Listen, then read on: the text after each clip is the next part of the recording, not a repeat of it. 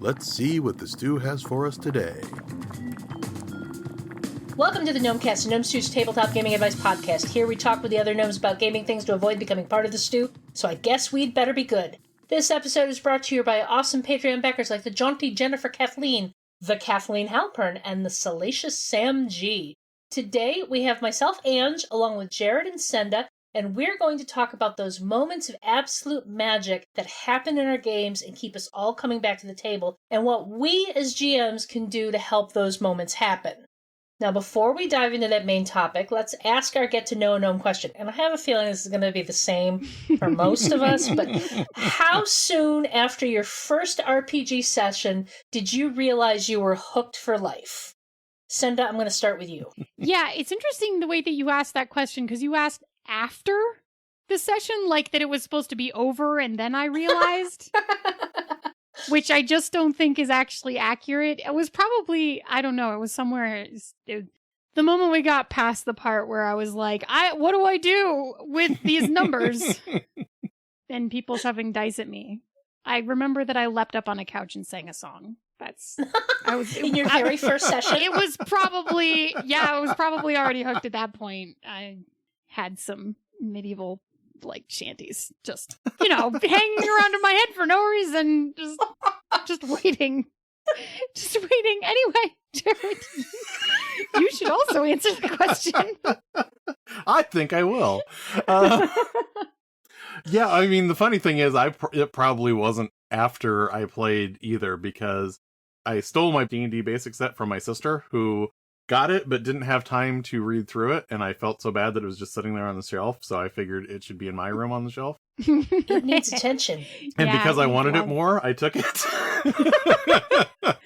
That's how the laws of possession work. Yes. Especially among siblings. Did I tell you that my first character was a Kender? Oh, goodness. But yeah, I read through it, and it was probably over a year before I technically ran a real session, but even just reading through it, it was like, this is storytelling, and I do storytelling in my head all the time anyway, and there's a structure to it, which makes it more challenging, because then I have to weave the story in between all these numbers, and that actually makes it more appealing to me if I could just figure out how to actually use these numbers the way they're supposed to be used. There's got to be something to this. What about you, Ange? I actually think I'm going to say it was the second session I played, because while I knew about D&D, I'd never really been exposed to it. I don't think I'd seen any of the books beforehand. And the very first game I got invited to was combined with a lot of stuff going on, like having a crush on the guy who invited me into the game. And the guy who invited me to the game showing up to my house on a motorcycle to drive me to his house to play the game. And that very first game, not playing a character of my own creation, playing somebody else's halfling, and then the entire thing ending in a TPK kind of maybe. I may have survived, but we never really resolved that.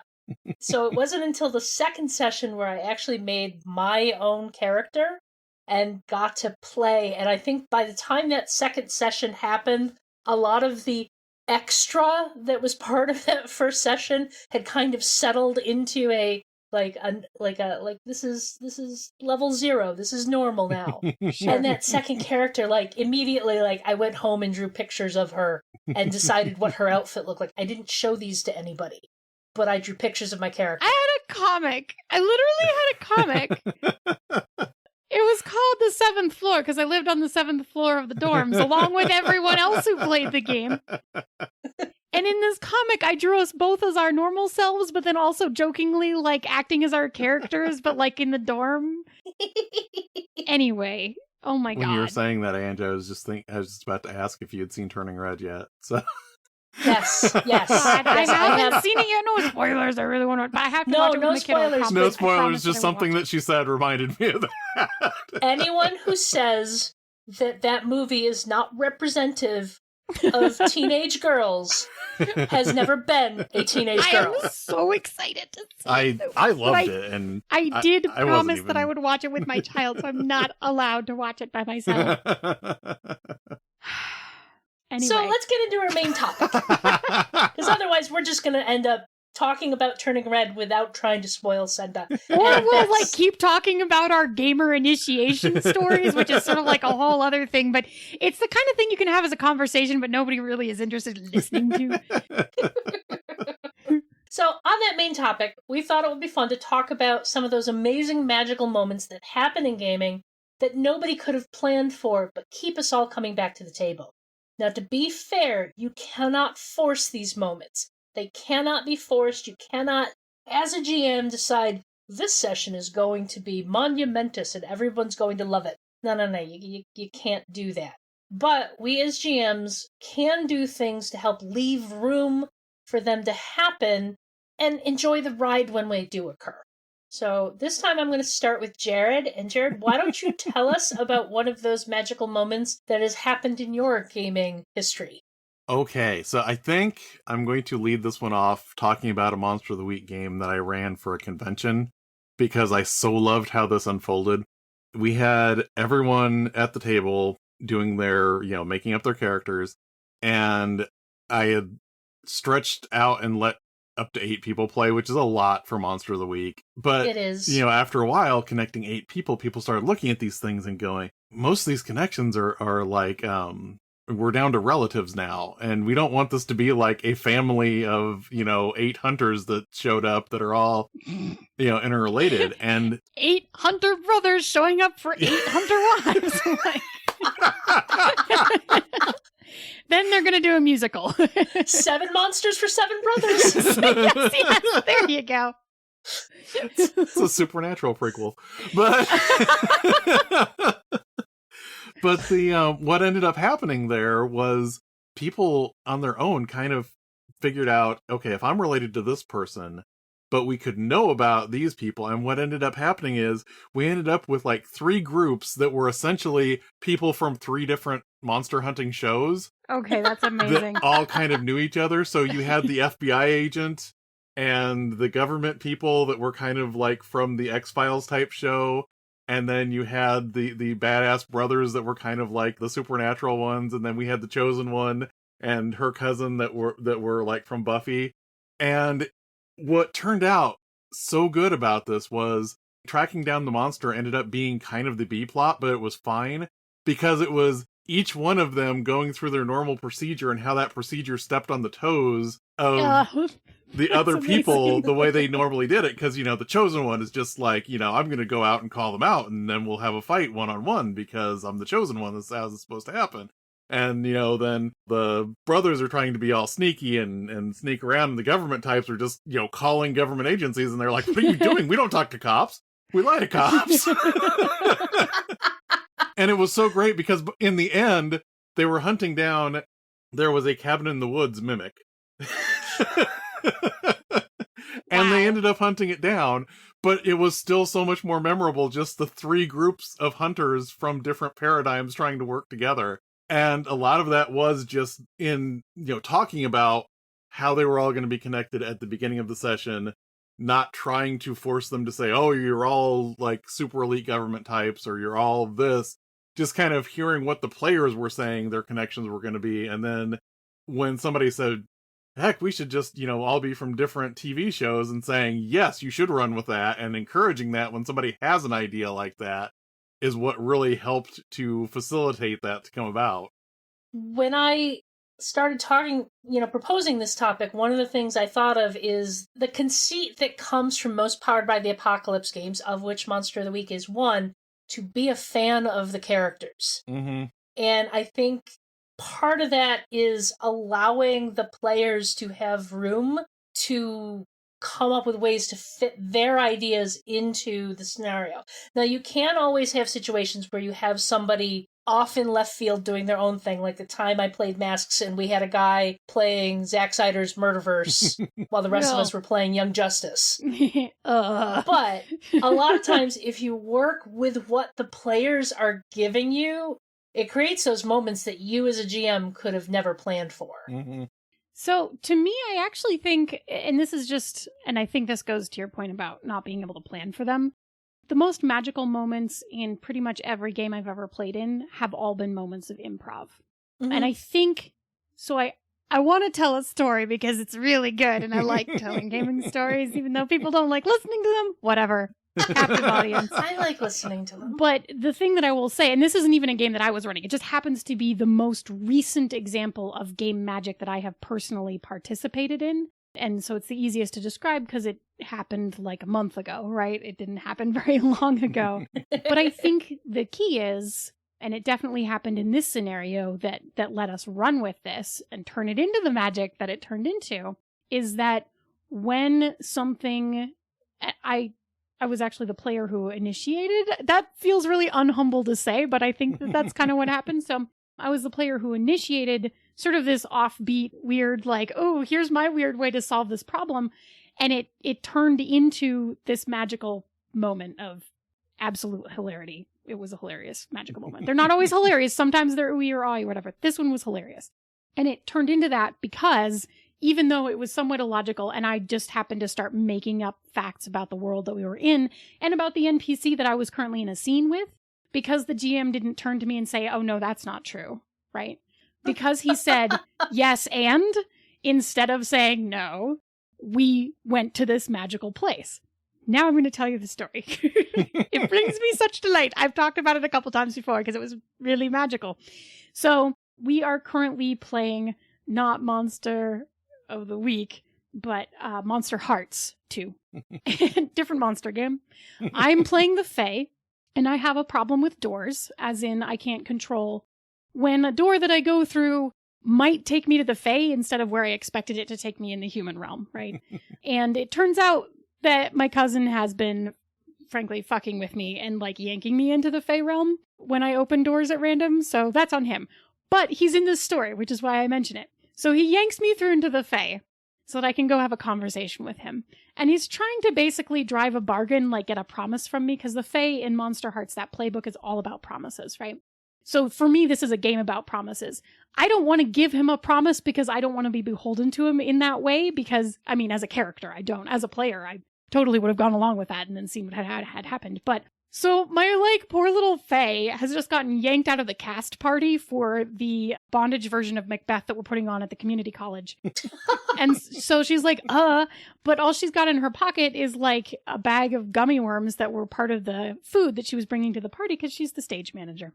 And so he's trying to kind of push her into a bargain. He's like a faun, a satyr, and he's got this cool crown of, like, antlers, flowers, spiders, and snakes, and all of this stuff. We're having this really intense conversation, and he's trying to trade me my ex-best friend's memories of her previous life for a promise, for, like, a favor owed, right? And I'm like, cool. I don't want to make a deal with you, but I'll make a deal with your snakes in your crown, because I know that they love gummy worms. And I pull the gummy worms out of my pocket, and I start telling the snakes that I will give them the gummy worms if they will give me the memories.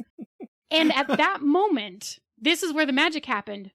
3 of the other people at the table started playing the snakes in his crown. They are now fully fleshed out characters. They love gummy worms and human candy food. And they are, like, really raucous, and they kind of just bicker with each other like little old ladies.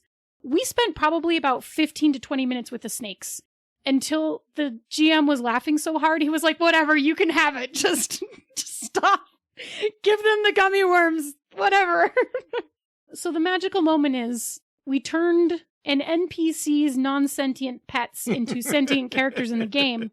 And now they keep reappearing, right? Like, they are now reoccurring characters who keep coming back.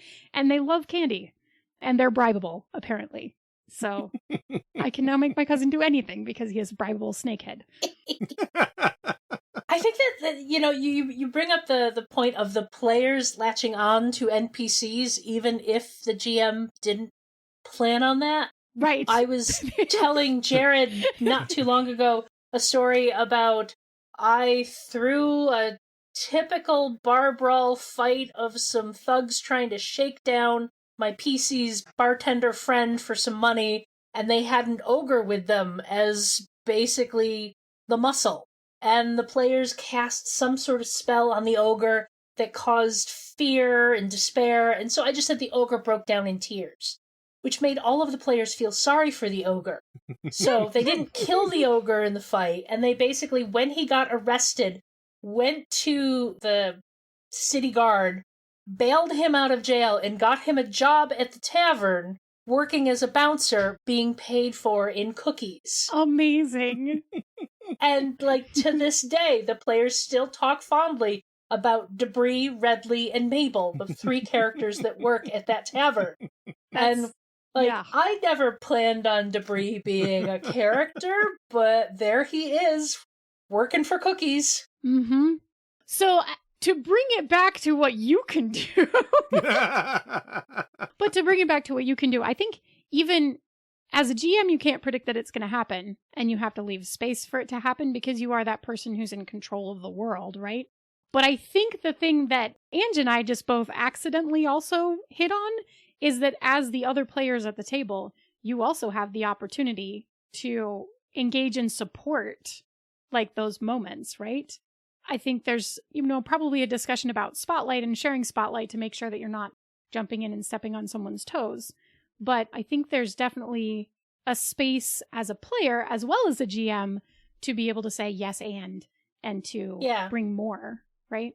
Well, and like one of the important things I learned in that whole thing is for that particular campaign, one of my main goals in the early stages was to get my players to like Redley. Redley was the one-armed halfling tavern owner who used to serve with them in the last war. This was an Eberron campaign. And it was very important to me that they liked Redley. And that's often one of those things that's very tricky for a GM because you set up an NPC that you want your characters to like, and then if it doesn't go right, you're stuck there with all these hooks and all this plot you wanted to feed them through this one NPC that the players can't stand. Yeah. Mm-hmm. And so knowing my players allowed me to kind of craft Redley in a slightly better way to make them, one, they felt protective of him. Like the whole backstory of how he lost his arm was something that they came up with because he used to serve with them. And so it made them feel protective of him. And so that way, even when Redley did something stupid, like agree to have them fight in a pit fight for money, they went along with it because it was Redley. And that was a mix of knowing how your players are going to respond to certain things, but also rolling with it when you see how they're actually responding. Because, like, if they don't like an NPC, you can't tell them they have to like that NPC. Mm. Yeah, and that has a lot to do also with, like, how the players feel about that NPC. Mm-hmm. Like, let's not lie, there's a lot of bleed over in that space, right? If the initial reaction of the players is to hate an NPC, it's very unlikely that their characters are gonna like them. But it's hard to control how people will feel about a made-up character that they may see and interpret in their mind's eye differently than you thought you were expressing them. Yes, exactly. Yeah. And then sometimes you get a player that completely embraces talking to the spirit of a dead dragon through its horde that I can't even tell that story because it's not over yet. Yeah, it's not over yet. You're still talking to the dragon? Okay. Nobody else can hear the dragon. But Eileen's character, Ivy, has just been having this ongoing conversation with this dead void dragon. I once had a direct line of communication as an elven mage directly to my patron goddess, except that she only talked to me in emojis, so she basically just texted back emojis when I asked her questions, and then I just had to figure out, like, what do I think this means? That is unrelated to anything. That was also a magic moment, though. I think when we figured out that that's how we were going to handle the fact that I could basically ask questions about the future, but we couldn't break the game like that. And so the answer was, well, sure, the future. It's, red flag, smiley face, thinky face, rain cloud. Figure it out. Of course. I do think GM management of Spotlight is one of those things that can help allow these magical moments to happen. Because, I think we've all been playing long enough that we've all been in games where if you have a GM who doesn't know how to manage the spotlight, you get one dominant player who just railroads everything, and the entire game ends up just being their rodeo, and the rest of us are all along for the ride. But a GM who knows how to manage the spotlight and point it at things players are interested in, like Jared totally could have not had this Void Dragon talk to us at all, or responded as enthusiastically when one of the players latched onto it. But because he did that, there's now this special thing in the game between that character and this NPC. It's like knowing the spotlight thing is important. I think the spotlight thing is important. I'm gonna throw this on the players again, though. I'm gonna just say, and we've been endeavoring to occasionally change this, I think we give a lot of GMing advice, and I don't think we necessarily, not like we necessarily this podcast, I think like as a whole, as a chatty, talky collection of people who talk about games, we tend to talk about GMing a lot. I think this is another moment where we also get to say player advice, which is that the more collaboratively the players are working at the table, the more likely I think these magic moments are to happen. And I think it's also on the players, like, work together and work to find ways to work together. Creating a sense of camaraderie and like a team kind of atmosphere is something that we can actually do as humans in a pretty short amount of time, because I've seen it work pretty successfully at one-shots, even really short games and stuff, right? Like I run 2-hour games at conventions and I've gotten tables that click together like this and they've never met each other before, right? It's actually a skill that you can kind of learn how to do. And if you're the person at the table who knows how to sort of make that happen, you can start making it happen by starting that domino chain, even for other people. Because that's just, it's a cool thing that you can do with groups of people. It's a social thing, right? And you can do it as a GM, but it's also, it's really effective when you start doing it as a player. Because even though the GM is also a player, just by means of fulfilling a slightly different role and space in how you facilitate a game, I think it's really cool to see that happen in a player group as players initiate. And then once you have a sense of camaraderie as players and just a baseline sense of trust, or like, yes, we're all going to collaboratively work on this story, I think you have the groundwork for creating a lot of magic as a group. I think that a lot of the reason that magical stuff happens with my group all the time, and I would assume that it's probably the same for you, but I won't presume to speak for you, is because we've been playing with, I mean, there's been a little shuffling around, right? But the group that I've been playing with has remained largely the same for probably about the last 5 to 6 years.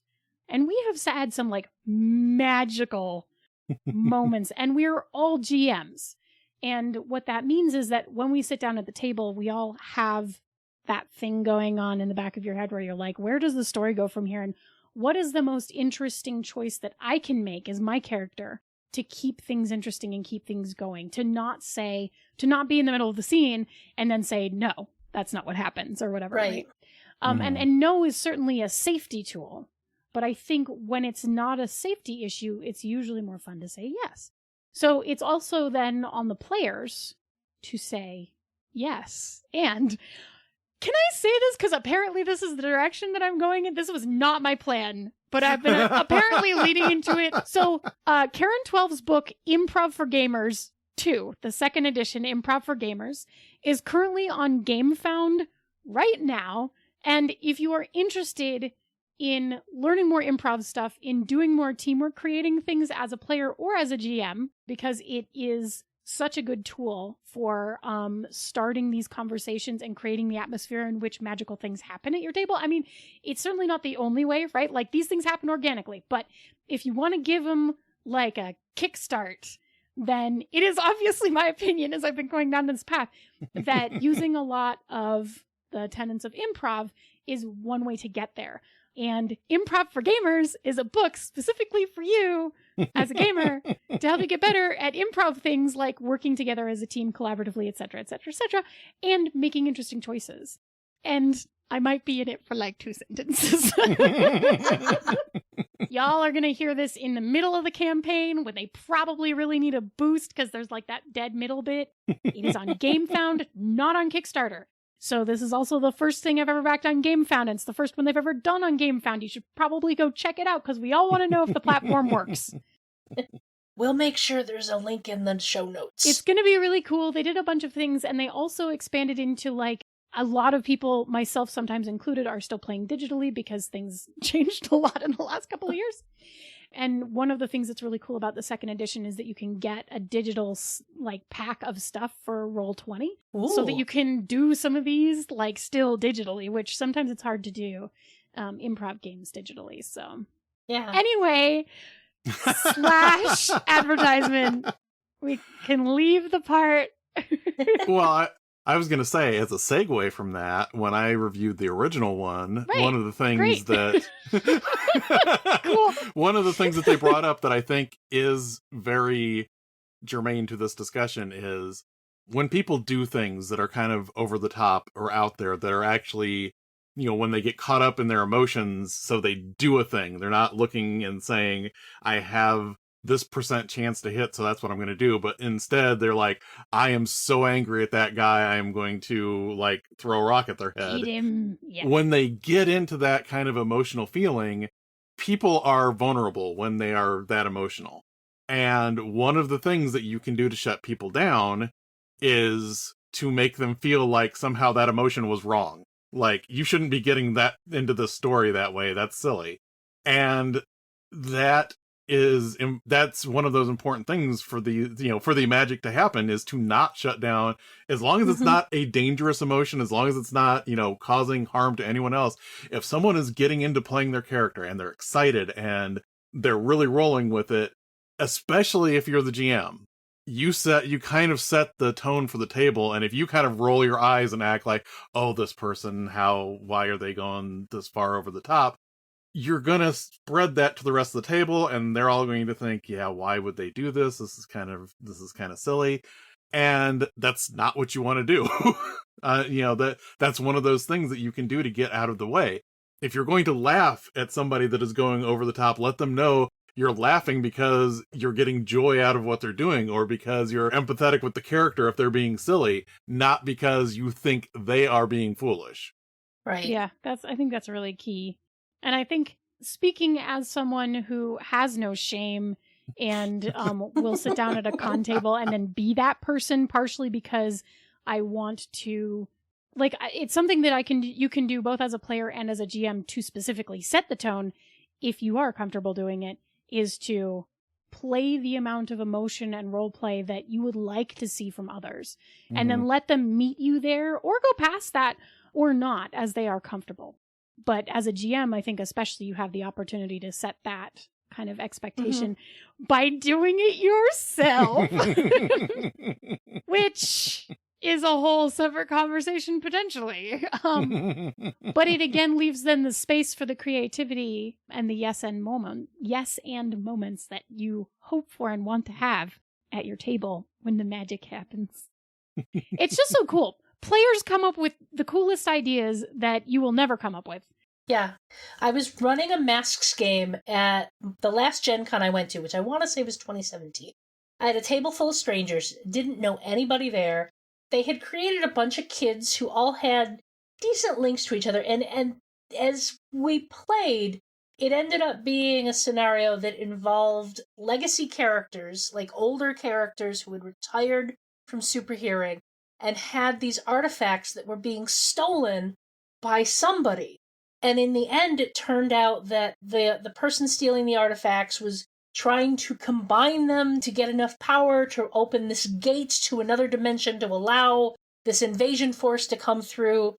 And one of the players was like, I reach out and grab, it was like his grandfather's cane that was part of his costume or something. And he's like, I reach out and grab a hold of it, even though I know it's too full of power.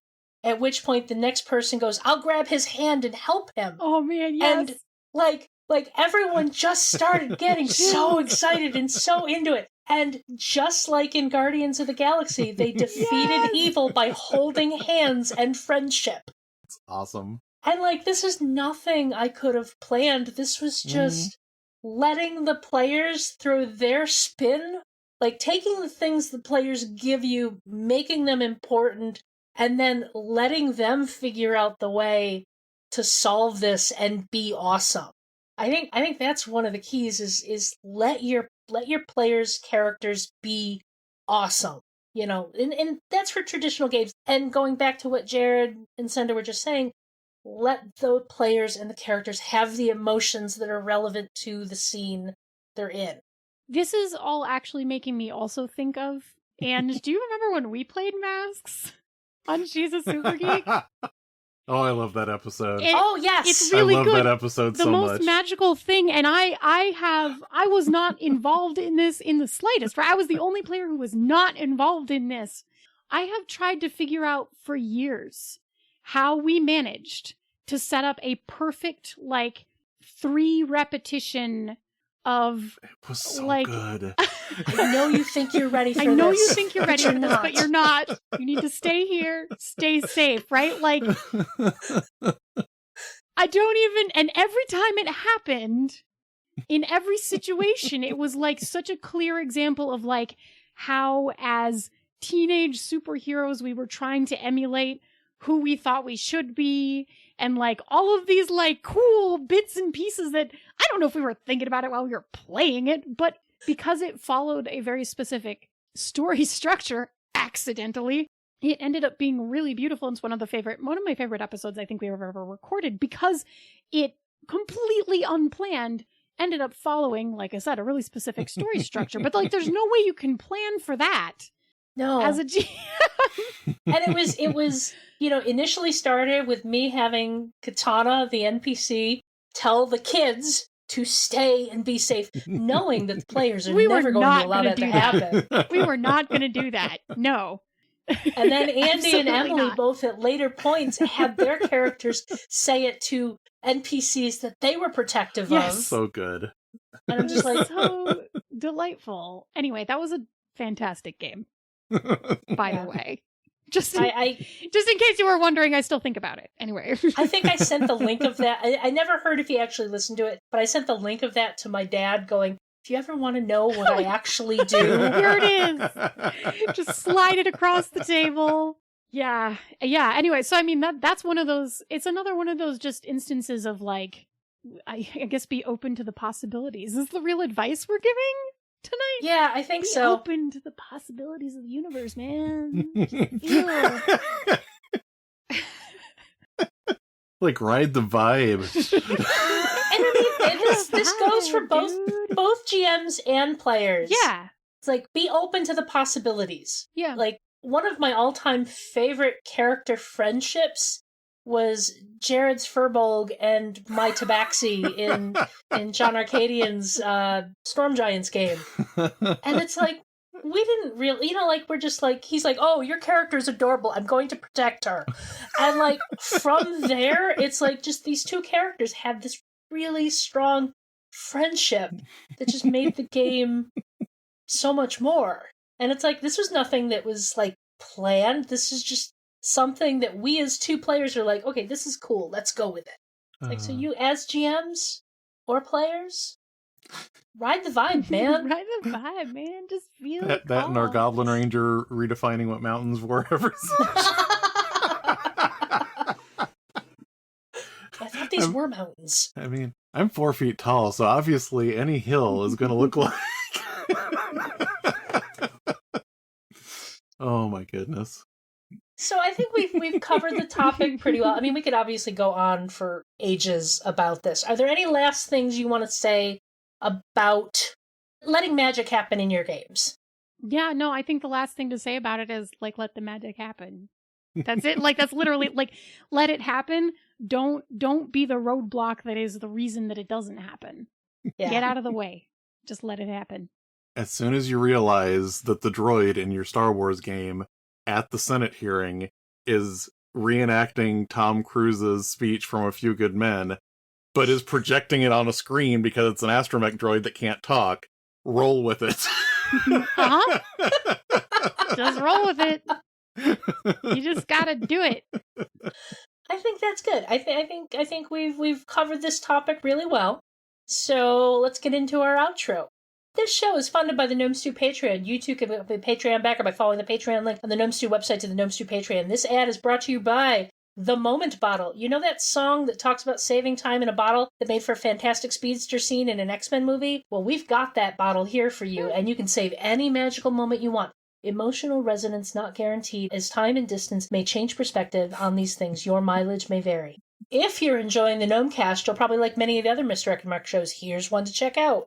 Bone, Stone, and Obsidian. Jesse and Robert take monthly deep dives into the Dark Sun setting and discuss it across all editions of D&D. You can find all of us at gnomestew.com, Gnomestew on Twitter, and Gnomestew on Facebook. Senda and Jared, do you have any other sites you want to give a shout out to? Senda, you need to talk about Misdirected Mark.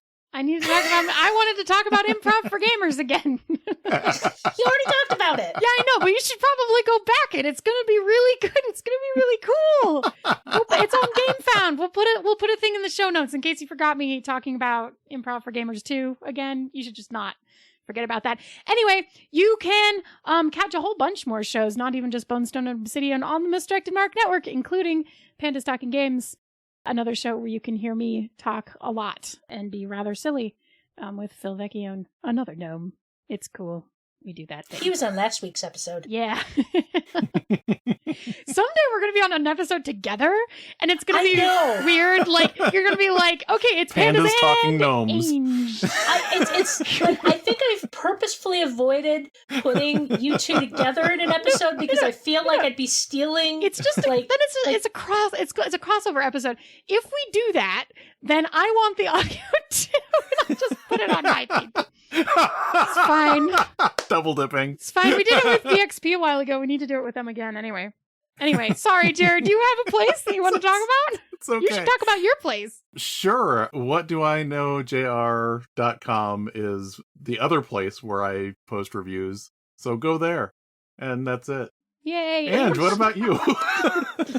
No, I don't have anything to shout out right now. I always forget to, I should find a thing and shout about it because it's a good thing to shout about. You know what you should shout out about?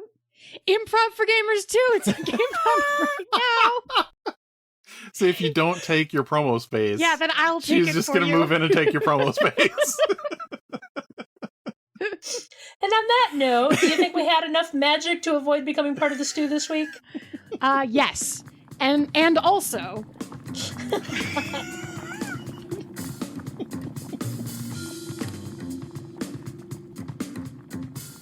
Gnomecast is hosted by Misdirected Mark Productions, the media arm of Encoded Designs.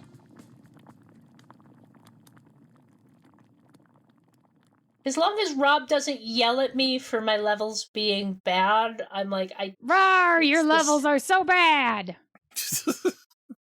I did that so that I could check my levels. They're great. Rawr.